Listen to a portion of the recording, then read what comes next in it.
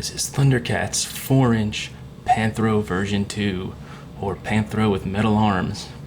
He is part of Wave 2 of the new Thundercats line, the first wave of 2012. This guy, he's okay. I'm actually not that happy with him. Only reason I got him was I went to Walmart and I found the entire wave. I was excited about Cloudus and Mumra, transformed Mumra, and I really just got Panthro and Lion-O version 2 just to review, so I can give you guys an informed review. But I'm definitely regretting paying $7 for him. Anyway, on to him in a minute. Let's look at the packaging. Same packaging as Wave 1, but that blue-green color scheme and the half moon bubble. Nice picture of him there. And on the back, you got a picture of him. A little, I guess this is what the figure can do. And the rest of the wave. I already reviewed King Cloudus and Transform Mumra, and I'll be doing Lion-O version 2 next. And of course, he is a Thunderlinks figure, which means he has a magnet in his back, and the magnet can interact with a Thundercats vehicle, sold separately. And when you put him in there, the vehicle can do stuff it couldn't do without him in there. I think it can put on lights and things. I'm not sure. I will know in a little bit when I review the new Tiger Flyer with Tygus. Alright, so the figure overall, I mean, he's got an alright top half. The mold on his top half is alright. I mean, he does look like Panthro, at least 2011 Panthro. His face and his chest are not the only things I really like on him. But he's got this big upper body.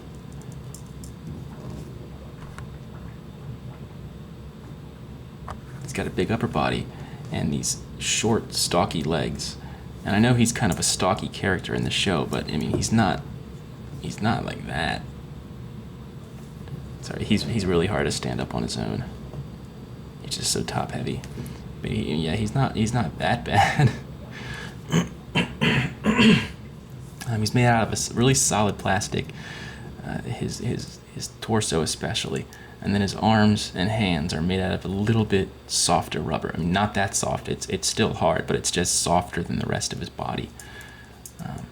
And then his legs are a little bit softer too. So let's take a closer look at his face. He's got a cool face. I can't argue that. I really like how blocky his head looks. He's got that bald head, and then he's got the chops on the side. It looks almost like a samurai. He's got a nice grimace, and I really like his eyebrows. Really looks cool.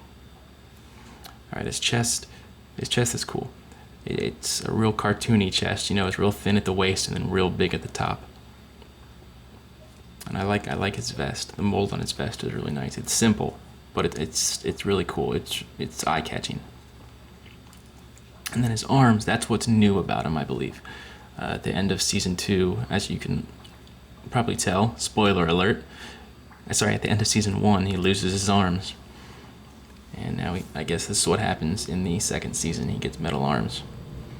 Toys often do that. Toys often give you spoilers. Anyway, the detail on the mold on his arms is really cool. It's really nice. I like that about him too. Just overall, he's not a good figure. And he's got the Thundercats belt and his pants. I do like his pants, the top half, the top bit at least. And then he's got the short, stocky legs. He's got cool shoes. But again, this is not enough to make me happy about the figure overall. The paint application, like all Thundercats toys, it's very simple. It's very basic, but there's not many flaws in it. I didn't see any flaws on any of the ones on the shelves on him. The only one I saw flaws with was Mumra's eyes, and that's it. But it's like a pretty flat paint that they used. And it's a little satiny because it's reflecting light, but that's about it. Oh, one other thing I don't like about these figures is the screws in their mold. It's so ugly. You need to come up with a better way to hide that. Alright, so his hands. His hands. They're kind of he's got a really wide grip, and his nunchucks are a little too small. But there is like a little divot the exact size of the nunchucks. So you really have to slide these in there. You really have to jam them in that hand to get him to grip it, because I mean, look how loose it is in there. So you really have to jam it in there, and he doesn't hold it with his right hand very well at all. And I really hate doing this because the nunchucks are so flimsy that you really bend the nunchucks by trying to shove it in there. His left hand's got a little bit better grip. Anyway, so onto his accessories. Speaking of nunchucks, he's got nunchucks that are, I guess they're for storing, and these will clip right onto his back, just like the 6-inch one.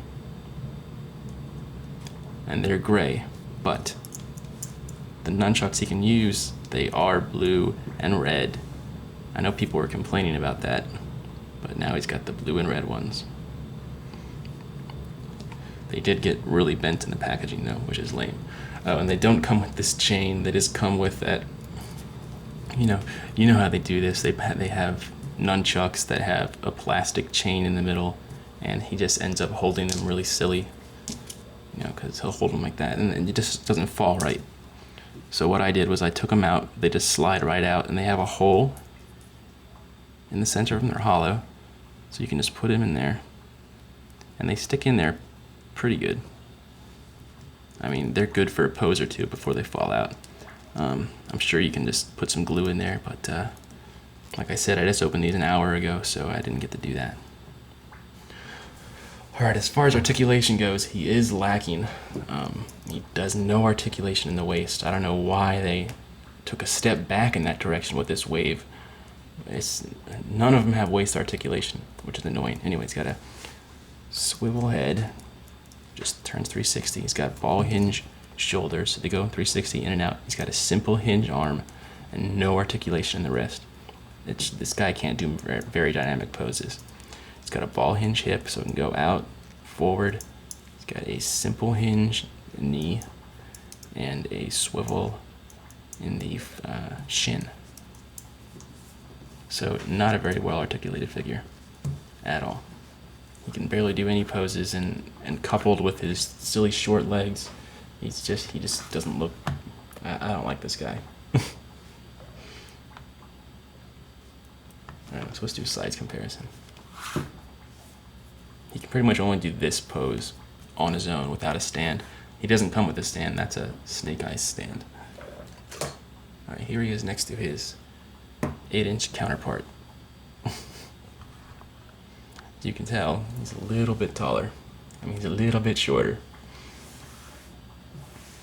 But I don't have the bigger tripod with me, so you're just gonna have to look at him. All right, here he is next to Lion-O. This is Wave 2 Lion-O, but he's the same height as Wave 1.